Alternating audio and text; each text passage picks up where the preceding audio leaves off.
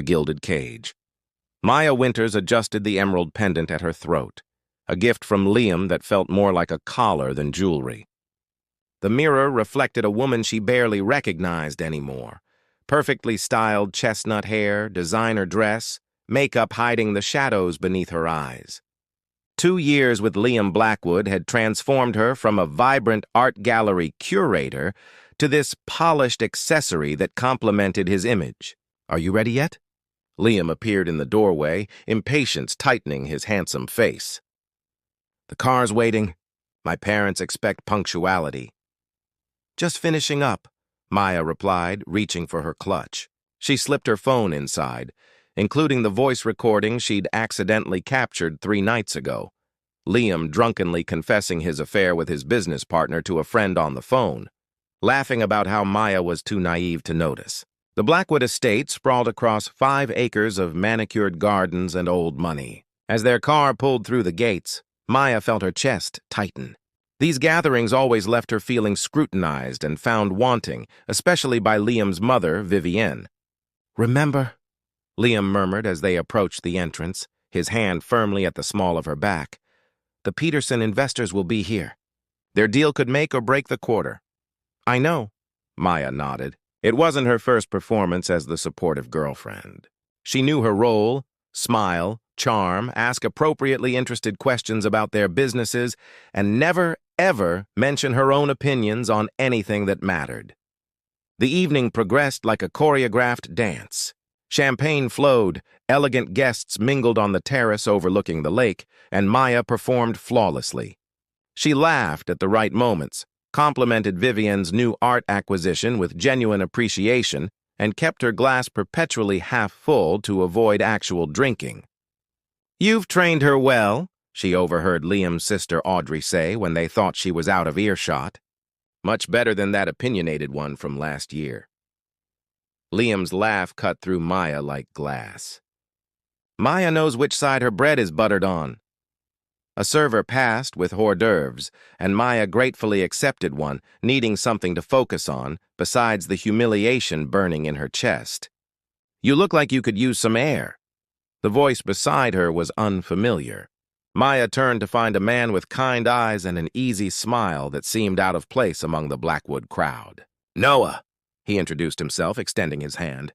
"The prodigal brother who's tolerated at family functions but never quite forgiven for choosing photography over finance." "Maya," she replied, shaking his hand. "The girlfriend who's tolerated at family functions but never quite accepted for existing at all." His genuine laugh made something warm unfurl in her chest, a feeling she'd almost forgotten. "So what keeps you in my brother's orbit?" Noah asked, his gaze unexpectedly perceptive. "Because from where I'm standing, you seem far too interesting for someone like Liam."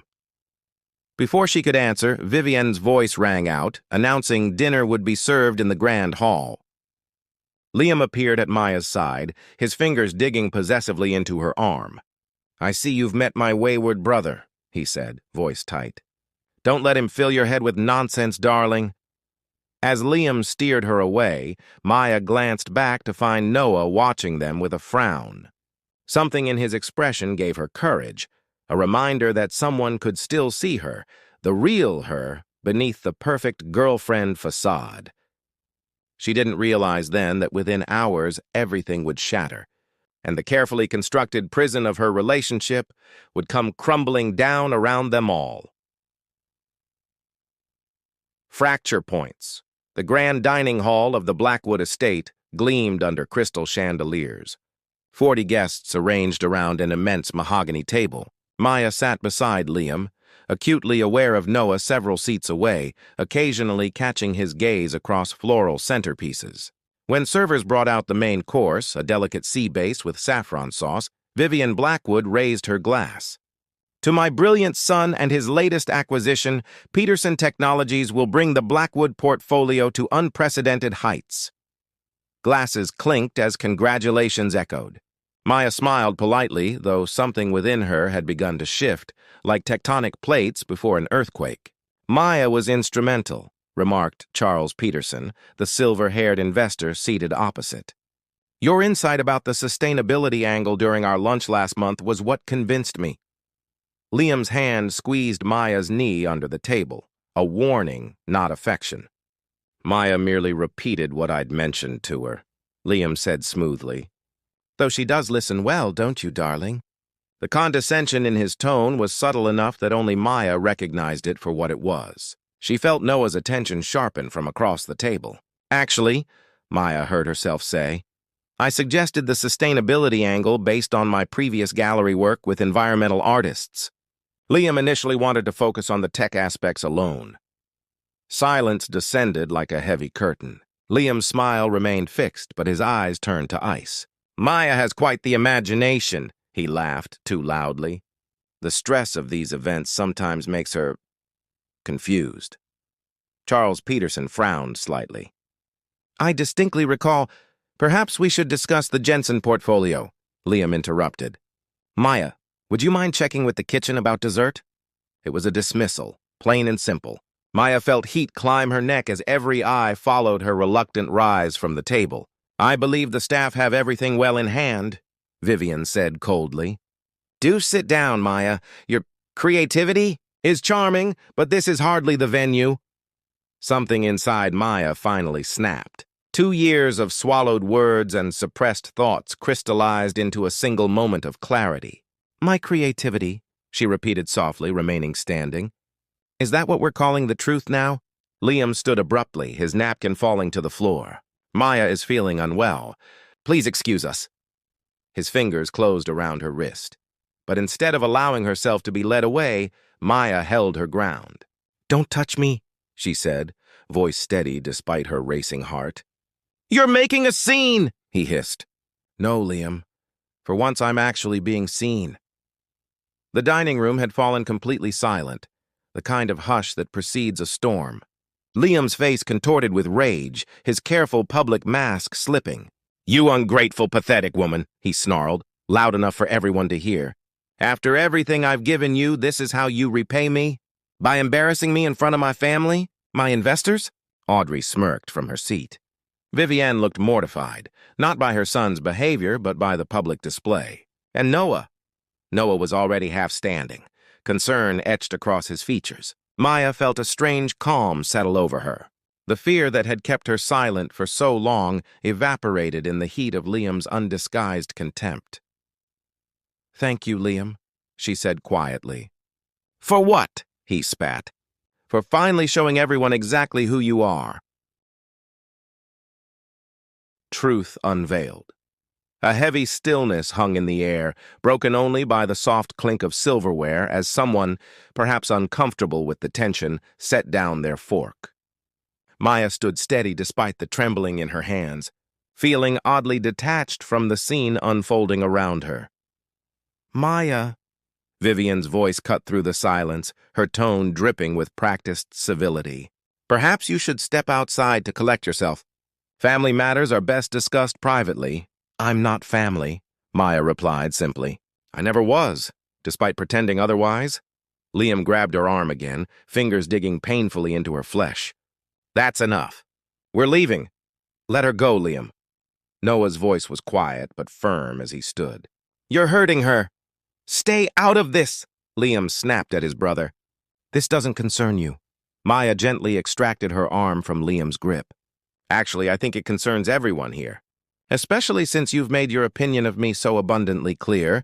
She reached for her clutch, her movements deliberate as she retrieved her phone. The room watched, captivated by this unexpected drama at the usually controlled Blackwood gathering.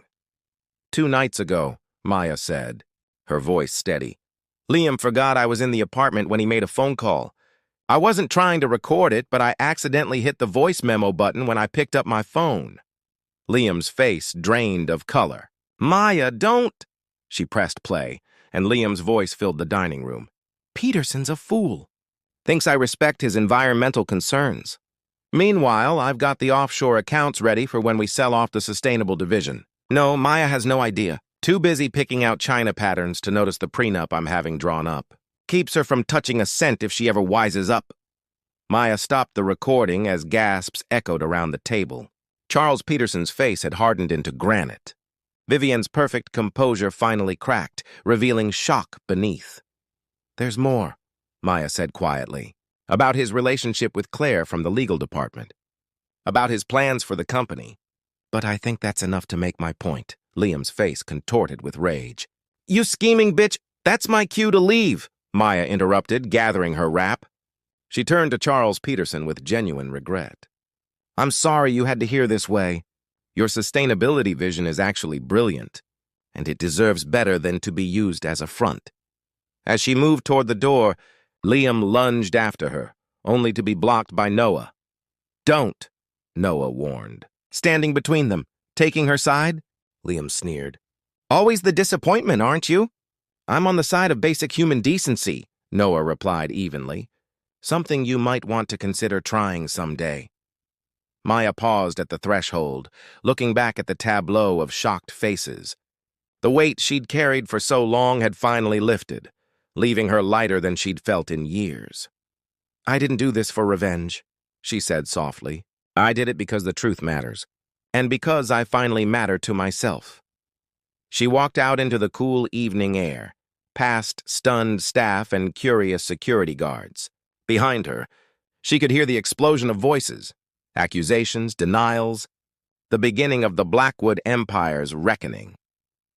For the first time in 2 years, Maya took a full breath, filling her lungs with the sweet scent of freedom. Shelter in the rain, the taxi Maya called never arrived. Instead, she found herself walking down the long, tree-lined drive of the Blackwood estate, her heels sinking into gravel with each step. The night air carried the scent of impending rain, a fitting accompaniment to the storm she'd just unleashed. When the first drops fell, Maya tilted her face upward, letting the cool water mingle with tears she hadn't realized she was shedding. Her designer dress clung to her skin as the gentle shower transformed into a downpour, washing away the careful makeup that had been her armor. The sound of approaching footsteps made her tense, but it was Noah who appeared through the curtain of rain, holding a large umbrella and her forgotten coat. "I thought you might need these," he said, shielding her from the worst of the deluge and draping the coat over her shoulders. "Are you all right?" Maya laughed, a sound somewhere between hysteria and genuine relief. "I've just imploded my relationship, likely ruined my professional connections, and I'm standing in the rain in what used to be a $3,000 dress." "All right" isn't exactly the word. Noah's smile was gentle. "I was thinking more magnificent." The unexpected compliment caught her off guard. "Magnificent? What you did in there, that took extraordinary courage." He gestured toward a small gazebo just off the main drive. "Come on, let's get out of this rain while you figure out your next move." The wooden structure offered shelter and privacy, its interior dry despite the water drumming on its roof. Maya sank onto the bench, suddenly aware of how exhausted she felt. "The fallout is going to be brutal," she murmured. "Liam won't let this go easily." "No," Noah agreed, settling beside her but maintaining a respectful distance. "But neither will Peterson after hearing his plans. Or the board. Or the SEC, for that matter." Maya buried her face in her hands. "I didn't think beyond tonight. My apartment is in his name. My job at the gallery, his family are major donors. Do you regret it?" She looked up, meeting Noah's earnest gaze. "Not for a second." The rain continued its steady rhythm, creating a cocoon of sound around them. In the dim light, Maya noticed details about Noah she hadn't before. The slight crookedness to his nose, suggesting it had been broken once. The calluses on his hands, evidence of work more substantial than signing papers. The genuine concern in his eyes, untainted by judgment. "Why did you follow me?" she asked. "Because no one should have to walk away alone after showing that kind of bravery." He hesitated. "And because I've spent 2 years watching my brother dim your light every time you entered a room. I wanted to see what would happen when you finally shone." The simple honesty of his words touched something deep within Maya. Not the practiced charm she'd grown accustomed to from Liam, but something real and imperfect and human. "I have a cabin," Noah said suddenly, "about an hour north of here. It's nothing like the estate. Just 2 bedrooms, a decent kitchen, lots of books. But it's yours if you need somewhere to stay while you figure things out." Why would you help me? I just publicly humiliated your family. No, he corrected gently. You exposed a truth they've needed to hear for a long time. And you're not the first person Liam has treated this way, just the first brave enough to stand up to him. Maya considered his offer, weighing it against her limited options. No strings attached? None, Noah promised. I'm heading back to Chicago tomorrow anyway for a photography exhibition. The cabin would be all yours. As the rain began to ease, Maya made her decision, not based on dependency or fear, but on the simple human kindness being offered when she needed it most. Thank you, she said. I think I'll take you up on that. Sunrise promises. 6 months later, Maya stood on the porch of Noah's cabin, now partly hers since she'd begun paying rent 3 months ago, watching the morning mist rise off the lake. Autumn had painted the surrounding forest in fiery hues of amber and crimson, a stark contrast to the cool blue water. So much had changed since that rainy night. The Blackwood investment firm had undergone a very public scandal when Charles Peterson filed charges, bringing Liam's financial manipulations to light. Vivian had retreated to their home in Switzerland, while Audrey scrambled to distance herself from her brother's dealings. Maya had rebuilt her life piece by piece. She'd found work at a small gallery in the nearby town, where her eye for emerging artists was valued more than her connections. Her few true friends had rallied around her, helping her reclaim possessions from the apartment she'd shared with Liam. And then there was Noah. They'd started with occasional texts, Maya sending him photos of sunrise over the lake, Noah responding with images from his travels. Then came phone calls that stretched into the early hours, conversations that wandered from art to philosophy to childhood memories. When he returned from his exhibition tour, their first dinner together had felt like coming home to a place she'd never been before. The crunch of tires on gravel announced his arrival now. Maya smiled as she watched his battered Jeep navigate the driveway, a far cry from Liam's sleek sports cars. Noah emerged, carrying a bag of groceries and what appeared to be a large canvas wrapped in brown paper. "Morning," he called, his face lighting up at the sight of her. "How long have you been up?" "Long enough to see 3 deer and a very determined beaver," she replied, helping him with the groceries. "What's that?" She nodded toward the wrapped package. "Something that reminded me of you."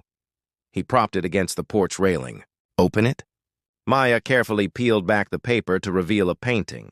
A woman standing in a storm, face tilted upward, surrounded by swirling colors that suggested both chaos and freedom.